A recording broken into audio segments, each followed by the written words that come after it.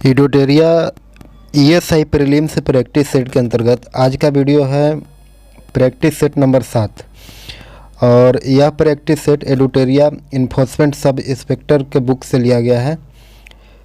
अभी तक हम लोग 1 से लेकर के 6 तक के सारे वीडियो अपने प्ले लिस्ट में डाल दिए हैं, वहाँ से जा कर के आप सारे वीडियो देख सकते हैं। तो चलिए स्टार्ट करते हैं आज का प्रैक्टिस सेट नंबर 7 यूडोटेरिया ईएसआई प्रीलिम्स 2020। प्रश्न नंबर 1 है कि निम्न में से कौन मोनोसैकेराइड कार्बोहाइड्रेट नहीं है। मोनोसैकेराइड कार्बोहाइड्रेट नहीं है, इसका उत्तर क्या होगा? तो इसका सही उत्तर हो जाएगा ऑप्शन सी, सुक्रोज। सुक्रोज जो है वह कार्बन, हाइड्रोजन और ऑक्सीजन के 1:2:1 में मिल करके बना होता है। कार्बन पदार्थ कार्बोहाइड्रेट कहलाता है और मोनोसैकेराइड या कार्बोहाइड्रेट की सबसे सरल प्रवस्था है और सुक्रोज, माल्टोज और लैक्टोज आदि जो है वह डाइसैकेराइड के उदाहरण हैं। अगला प्रश्न है कि बांग्लादेश में ब्रह्मपुत्र नदी किस नाम से जानी जाती है। बांग्लादेश में ब्रह्मपुत्र नदी किस नाम से जानी जाती है? इसका उत्तर क्या होगा? इसका सही उत्तर हो जाएगा ऑप्शन सी, जमुना के नाम से। बांग्लादेश में ब्रह्मपुत्र नदी को जमुना के नाम से जाना जाता है, इसका सही उत्तर हो जाएगा ऑप्शन सी। अगला प्रश्न है कि किस शैली में प्रसिद्ध गया स्थित विष्णुपद मंदिर बना था। किस शैली का बना है विष्णुपद मंदिर? इसका उत्तर क्या होगा? इसका उत्तर हो जाएगा ऑप्शन बी, नागर शैली में। विष्णुपद मंदिर का निर्माण नागर शैली में बना है, इसका उत्तर हो जाएगा ऑप्शन बी। अगला प्रश्न है कि एहोल प्रशस्ति अभिलेख के रचयिता कौन थे। एहोल प्रशस्ति अभिलेख के रचयिता है ऑप्शन डी, रवि कीर्ति। रवि कीर्ति एहोल प्रशस्ति अभिलेख के रचयिता थे और पुलकेशिन द्वितीय के दरबारी भी थे। अगला प्रश्न है कि प्रसिद्ध बंगाली काश्तकारी अधिनियम किस वर्ष पारित हुआ था। प्रसिद्ध बंगाली काश्तकारी अधिनियम, इसका उत्तर क्या होगा? इसका उत्तर हो जाएगा ऑप्शन बी, 1885 में। 1885 में प्रसिद्ध बंगाल काश्तकारी अधिनियम पारित हुआ और इसके अनुसार जमींदारी इच्छा अनुसार जमीन नहीं छीन सकते थे। अगला प्रश्न है प्रश्न नंबर 6 कि प्रसिद्ध कवि कालिदास के पुस्तक अभिज्ञानशाकुंतलम का अंग्रेजी अनुवाद किसके द्वारा किया गया है? इसका उत्तर हो जाएगा option B, sir William Jones के द्वारा। और सर विलियम जोन्स के द्वारा प्रसिद्ध कवि कालिदास के पुस्तक अभिज्ञानशाकुंतलम का अंग्रेजी अनुवाद किया गया है। अगला प्रश्न है कि 1857 की लड़ाई में किस वर्ग का समर्थन नहीं था। समर्थन किस वर्ग का नहीं था 1857 की लड़ाई में? इसका उत्तर हो जाएगा ऑप्शन ए, जमींदार वर्ग का समर्थन नहीं था। 1857 की लड़ाई में जमींदार वर्ग का समर्थन नहीं था और शेष मुस्लिम वर्ग, कृषक वर्ग और खेतिहर मजदूर वर्ग इसमें सम्मिलित थे। जैसे खेतिहर मजदूर, कृषक और मुस्लिम वर्ग, ये तीनों वर्ग इसमें सम्मिलित थे, लेकिन जमींदार वर्ग इसमें सम्मिलित नहीं थे 1857 की लड़ाई में। अगला प्रश्न है कि सतलज और काली नदियों के बीच में स्थित हिमालय के भाग के किस नाम से जाना जाता है? इसका उत्तर क्या होगा? इसका सही उत्तर हो जाएगा ऑप्शन डी, कुमायूं। कुमायूं हिमालय के नाम से जाना जाता है। सतलज और काली नदियों के बीच स्थित हिमालय जो है उसको कुमायूं हिमालय के नाम से जाना जाता है। और सतलज और सिंधु के बीच स्थित हिमालय को किस नाम से जाना जाता है? तो सतलज और सिंधु के बीच में जो स्थित हिमालय है उसको पंजाब हिमालय के नाम से जाना जाता है, पंजाब हिमालय। और सतलज और काली नदी के बीच में जो स्थित हिमालय है उसको कुमायूं के नाम से जाना जाता है। और काली और तीस्ता नदी के बीच में जो स्थित हिमालय है उसको नेपाल हिमालय के नाम से जाना जाता है। और तीस्ता और दिहांग नदी के बीच में जो हिमालय है उसको असम हिमालय के नाम से जाना जाता है। तीस्ता और दिहांग नदी के बीच में जो स्थित हिमालय है उसको। अगला प्रश्न है कि द्वितीयक प्रदूषक निम्नलिखित में से कौन सा है? द्वितीयक प्रदूषक निम्नलिखित में से कौन सा है? इसका उत्तर हो जाएगा ऑप्शन ए, स्मॉग। स्मॉग जो कि धुएं और कोहरे से मिलकर के बना होता है को द्वितीयक प्रदूषक की संज्ञा दी जाती है। अगला प्रश्न है कि राज्य में आपातकाल का प्रावधान संविधान में किस अनुच्छेद से संबंधित है? राज्य में आपातकाल का प्रावधान, इसका उत्तर हो जाएगा ऑप्शन बी, 356 अनुच्छेद। 356 जो है वह राज्य का आपातकाल से संबंधित है और 352 जो अनुच्छेद है उसमें राष्ट्रीय आपात से संबंधित है और 360 जो है 360 वित्तीय आपात से संबंधित है। 3 प्रकार के अनुच्छेद जो है वह आपातकाल से संबंधित है, 352, 356 और 360। अगला प्रश्न है कि बंधुआ मजदूरी व्यवस्था का निराकरण संविधान के किस अनुच्छेद से संबंधित है? बंधुआ मजदूरी का निराकरण, इसका उत्तर क्या होगा? बंधुआ मजदूरी का निराकरण अनुच्छेद 23 में आता है। अनुच्छेद 23 में बाल श्रम निषेध का वर्णन है और इसी के अंतर्गत बंधुआ मजदूरी की व्यवस्था अधिनियम 1976 पारित किया गया था। अगला प्रश्न है कि विद्युत धारिता इलेक्ट्रिक कैपेसिटी का मात्रक क्या होता है? इलेक्ट्रिक कैपेसिटी का मात्रक, इसका उत्तर हो जाएगा ऑप्शन ए फैराडे। फैराडे विद्युत धारिता का मात्रक है। अगला प्रश्न है कि यूरेनियम के रेडियोधर्मी विघटन का अंतिम उत्पाद क्या है? यूरेनियम का रेडियोधर्मी विघटन का अंतिम उत्पाद, इसका उत्तर हो जाएगा ऑप्शन ए सीसा। सीसा जो है यूरेनियम का रेडियोधर्मी विघटन का अंतिम उत्पाद सीसा है। अगला प्रश्न है कि भारत में बाघ परियोजना की शुरुआत कब की गई थी? भारत में बाघ परियोजना की शुरुआत कब किया गया था? इसका सही उत्तर क्या होगा? इसका सही उत्तर हो जाएगा 1973 में।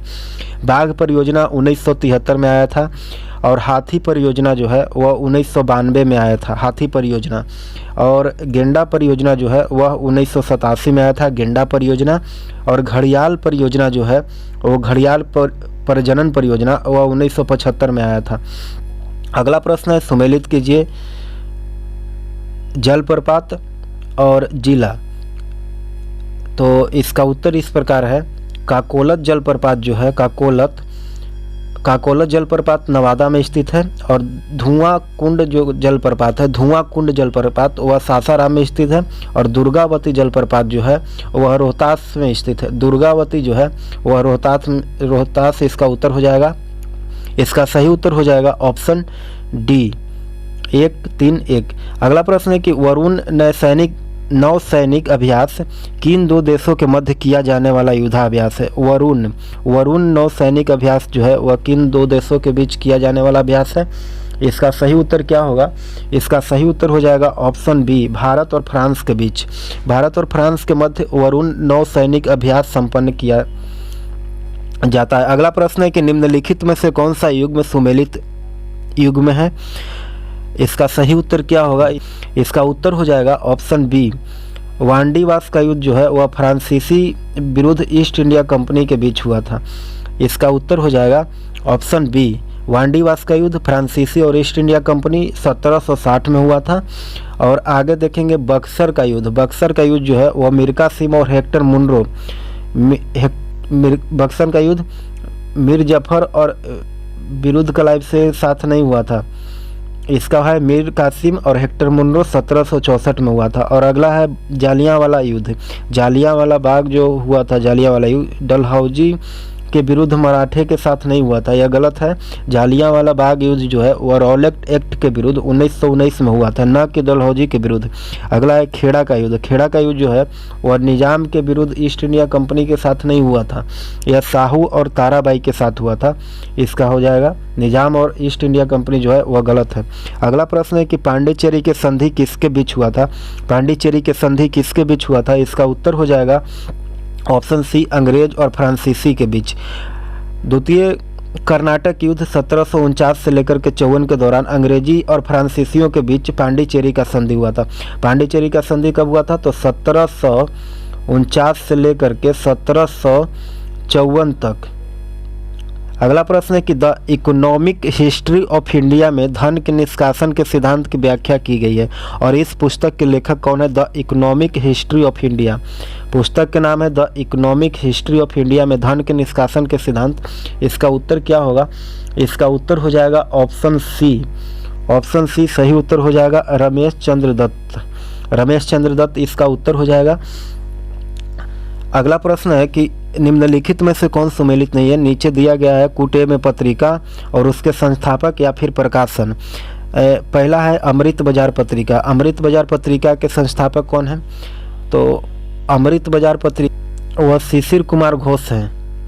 और दूसरा है मीरातुल अखबार जो है वह राजा राम मोहन राय के द्वारा प्रकाशित किया गया था। और तीसरा है इंडियन मिरर जो है वह मनमोहन घोष एवं देवेंद्र नाथ टैगोर के द्वारा संपादित किया गया था।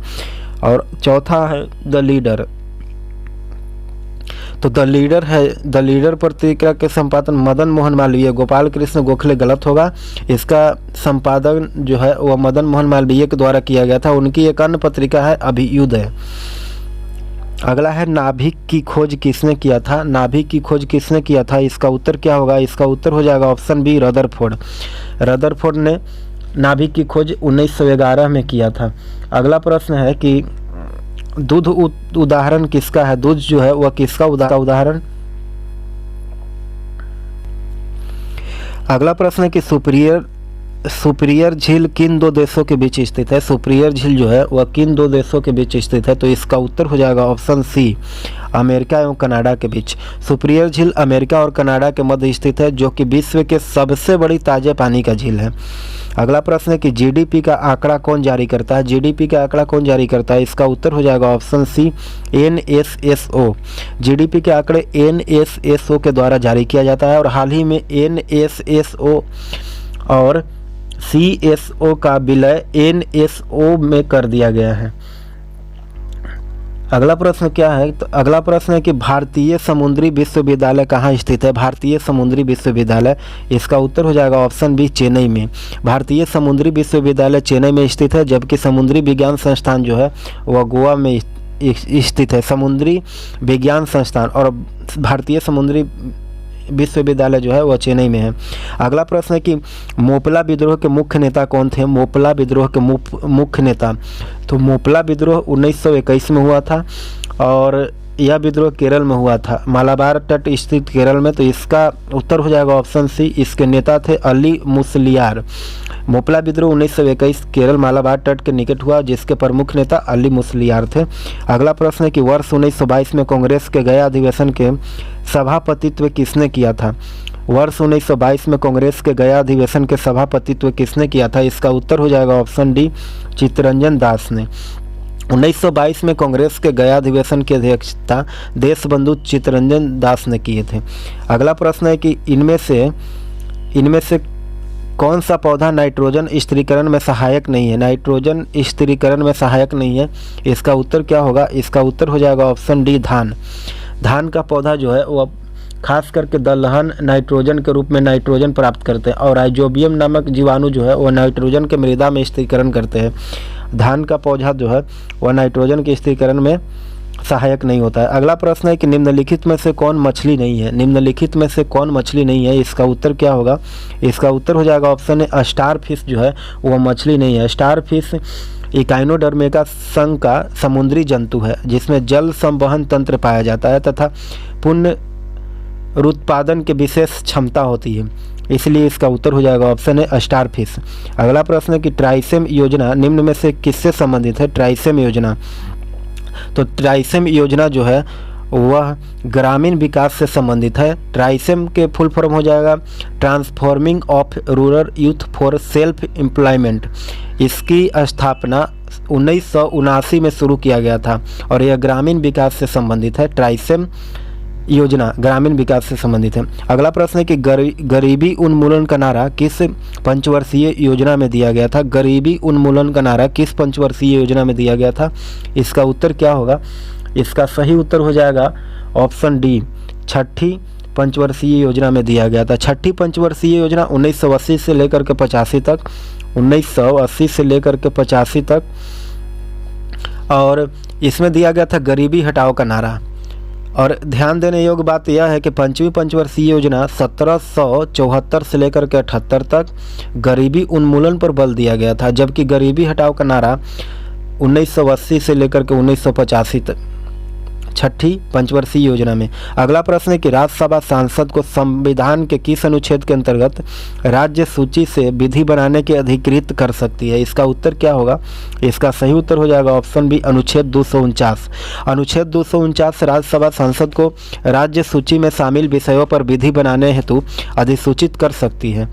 अगला प्रश्न है कि निम्नलिखित में से कौन सा देश बाल्टिक देश नहीं है? बाल्टिक देश नहीं है, इसका सही उत्तर क्या होगा? इसका उत्तर हो जाएगा ऑप्शन बी बेलारूस जो है वह बाल्टिक देश नहीं है। एस्टोनिया और लाटविया और लिथुआनिया, ये तीनों देश जो है वह बाल्टिक देश है। बेलारूस जो है इसमें बाल्टिक देश नहीं है। अगला प्रश्न है कि निम्नलिखित पर्वतों का पूर्व से पश्चिम का क्रम क्या है। पूर्व से पश्चिम की ओर निम्नलिखित पर्वतों का क्रम बतलाना है। इसका उत्तर हो जाएगा ऑप्शन बी, पूर्व से पश्चिम की ओर। सबसे पहले आएगा कंचनजंगा, फिर उसके बाद मकालू, फिर उसके बाद एवरेस्ट और एवरेस्ट के बाद मनासलू। इसका क्रम हो जाएगा पूर्व से पश्चिम की ओर, कंचनजंगा, मकालू, एवरेस्ट, मनासलू।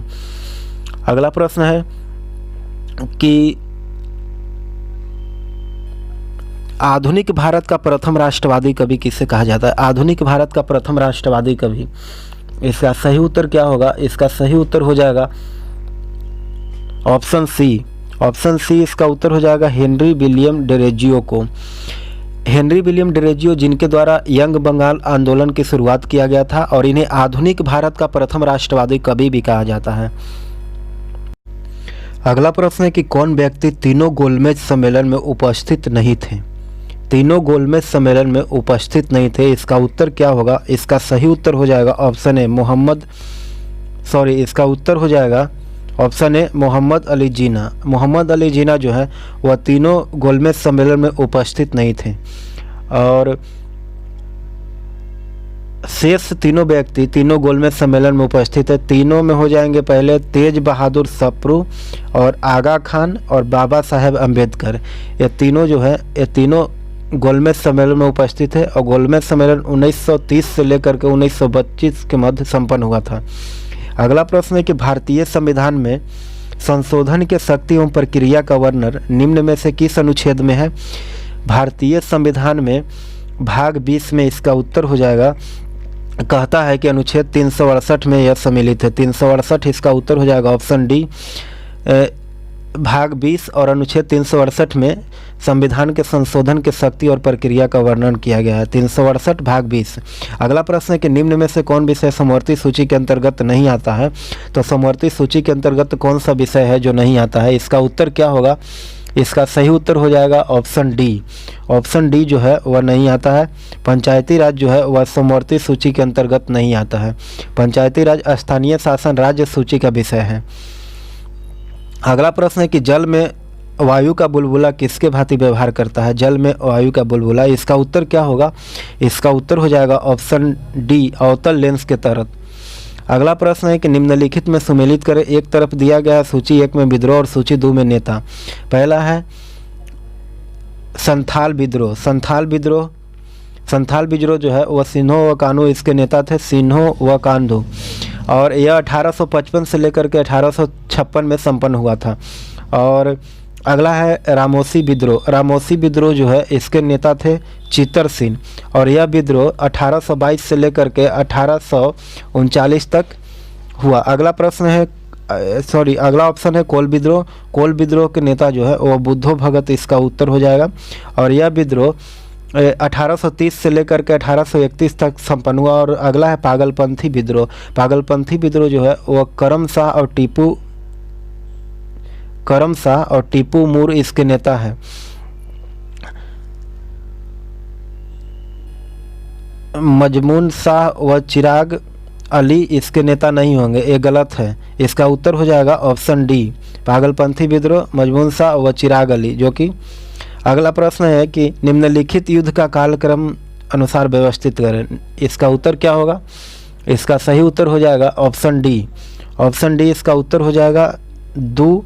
प्रथम कर्नाटक युद्ध सबसे पहले हुआ था। प्रथम कर्नाटक युद्ध जो है वह 1746 से लेकर के 48 के बीच संपन्न हुआ। और दूसरा में बेदरा का युद्ध। बेदरा का युद्ध जो है वह 1759 में संपन्न हुआ। तीसरा है वांडीवास का युद्ध। वांडीवास का युद्ध जो है वह 1760 में हुआ था। और अगला है प्रथम आंग्ल मैसूर युद्ध। प्रथम आंग्ल मैसूर 1767 से लेकर के 69 तक संपन्न हुआ था। इसका सही उत्तर हो जाएगा ऑप्शन डी, 2, 3, 1, 4। अगला प्रश्न है कि किस बौद्ध संगीति के दौरान अभिधम्म पिटक की रचना किया गया था। किस बौद्ध संगीति के दौरान अभिधम्म पिटक की रचना किया गया था। इसका उत्तर क्या होगा। इसका उत्तर हो जाएगा ऑप्शन सी तृतीय बौद्ध संगीति के दौरान। और तृतीय बौद्ध संगीति 251 ईसा पूर्व के दौरान हुआ था, जिसमें बुद्ध दर्शन का उल्लेख किया गया है अभिधम्म पिटक में। अगला प्रश्न है कि निम्नलिखित घटनाओं का सही क्रम क्या होगा। निम्नलिखित घटनाओं में हो जाएगा अगस्त प्रस्ताव। सबसे पहले देखेंगे अगस्त प्रस्ताव, यह 1940 में हुआ था। और दूसरा में व्यक्तिगत सत्याग्रह, ये भी 1940 में। यह दोनों 1940 में, अगस्त प्रस्ताव और व्यक्तिगत सत्याग्रह। और इस साइड देखेंगे क्रिप्स मिशन। क्रिप्स मिशन जो है यह 1942 में हुआ था और भारत छोड़ो आंदोलन भी 1942 में संपन्न हुआ था। इस साइड 1942 में, इधर 1940 में। इसका सही उत्तर हो जाएगा ऑप्शन ए 2, 4, 1, 3। अगला प्रश्न है कि रक्त का पीएच मान कितना होता है। तो रक्त का पीएच मान जो है वह रक्त का पीएच मान 7.4। इसका उत्तर हो जाएगा ऑप्शन बी 7.4 होता है। और दूध का पीएच मान जो है वह 6.5 और मानव मूत्र का पीएच मान 6.4 और जल का पीएच मान 7। अगला प्रश्न है कि निम्नलिखित में से कौन सी नदी विषुवत रेखा को 2 बार काटती है। विषुवत रेखा को 2 बार काटने वाली नदी कौन है। इसका उत्तर हो जाएगा ऑप्शन बी कांगो नदी। कांगो नदी विषुवत रेखा को 2 बार काटती है। और लिम्पोपो नदी जो है, लिम्पोपो नदी मकर रेखा को 2 बार काटती है। और महानदी जो है वह कर्क रेखा को 2 बार काटती है। कांगो नदी विषुवत रेखा को 2 बार, लिम्पोपो नदी मकर रेखा को 2 बार और माही नदी कर्क रेखा को 2 बार काटती है। अगला प्रश्न है कि कार्टाजेना प्रोटोकॉल को संबंध किससे है। कार्टाजेना प्रोटोकॉल जो है वह किससे संबंधित है। कार्टाजेना प्रोटोकॉल, इसका उत्तर क्या होगा। इसका उत्तर हो जाएगा ऑप्शन डी जैव सुरक्षा से संबंधित। कार्टाजेना प्रोटोकॉल का संबंध जैव सुरक्षा से, और इसे 2000 में मॉन्ट्रियल कनाडा में अपनाया गया था।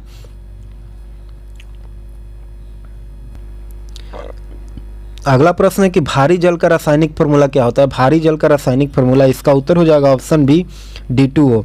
D2O जो है वह भारी जल का रासायनिक फार्मूला है। अगला प्रश्न है कि चश्मे के लेंस किस कांच के बनाए जाते हैं। चश्मे के लेंस किस कांच के बनाए जाते हैं। इसका उत्तर क्या होगा। चश्मे के लेंस जो है वह, इसका सही उत्तर हो जाएगा ऑप्शन सी क्रूक्स कांच।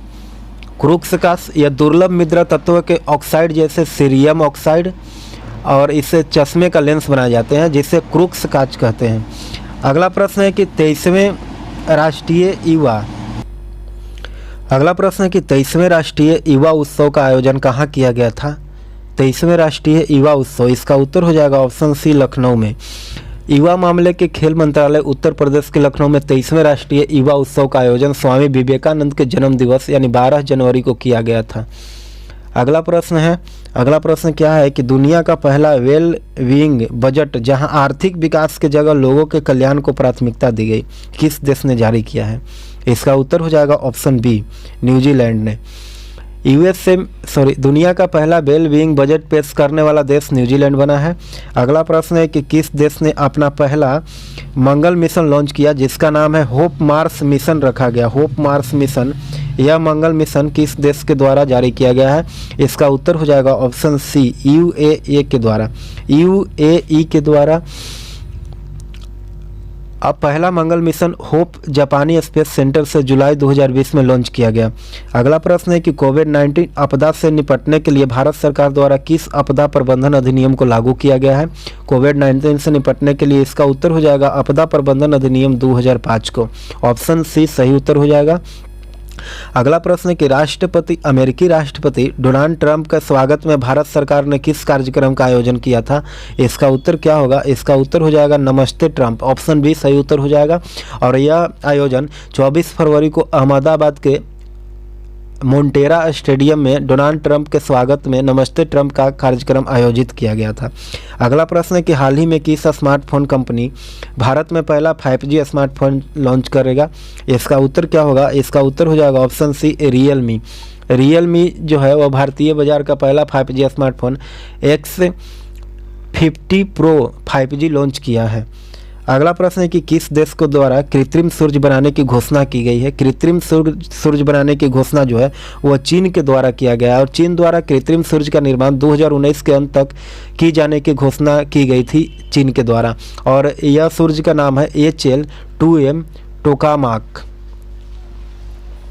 अगला प्रश्न है कि न्यू स्पेस इंडिया लिमिटेड का उद्घाटन कहाँ किया गया। न्यू स्पेस इंडिया लिमिटेड का उद्घाटन, इसका सही उत्तर क्या होगा। न्यू स्पेस इंडिया लिमिटेड का उद्घाटन जो है वह बेंगलोर में किया गया है। ऑप्शन ए सही उत्तर होगा बेंगलोर। इसरो की वाणिज्यिक शाखा न्यू स्पेस इंडिया लिमिटेड का उद्घाटन बेंगलुरु में किया गया और इसरो का मुख्यालय बेंगलुरु में है और इसकी स्थापना 1969 में किया गया था।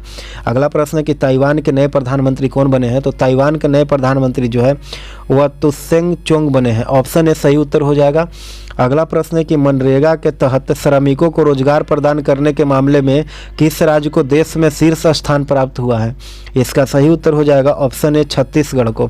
ग्रामीण विकास के आंकड़े के अनुसार कोविड-19 महामारी के दौरान मनरेगा के तहत रोजगार प्रदान करने के मामले में छत्तीसगढ़ को देश में शीर्ष स्थान रहा और छत्तीसगढ़ में कुल 18.52 लाख श्रमिक कार्य करते हैं।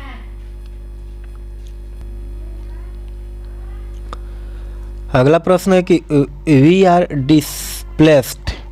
डिस्प्लेस्ड पुस्तक के लेखक कौन है। इसका उत्तर हो जाएगा,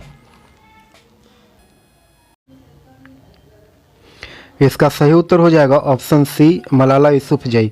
और मलाला यूसुफजई को 2014 में शांति का नोबेल पुरस्कार से सम्मानित किया गया था।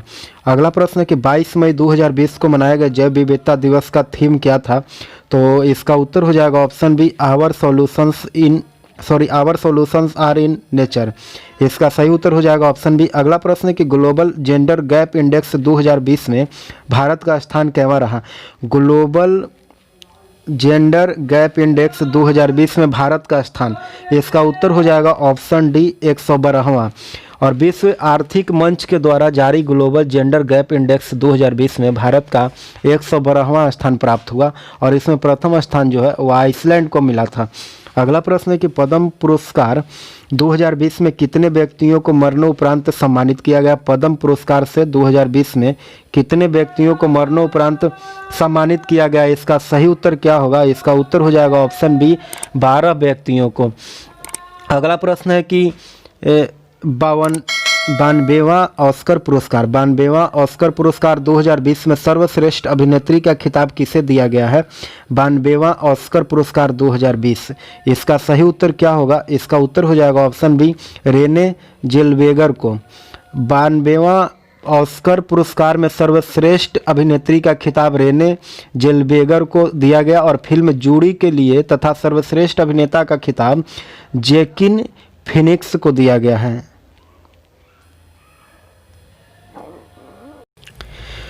इस टेस्ट सीरीज का और अधिक वीडियो देखने के लिए S4 नोट के प्लेलिस्ट में जाएं, वहां आपको सारे टेस्ट सीरीज मिल जाएंगे।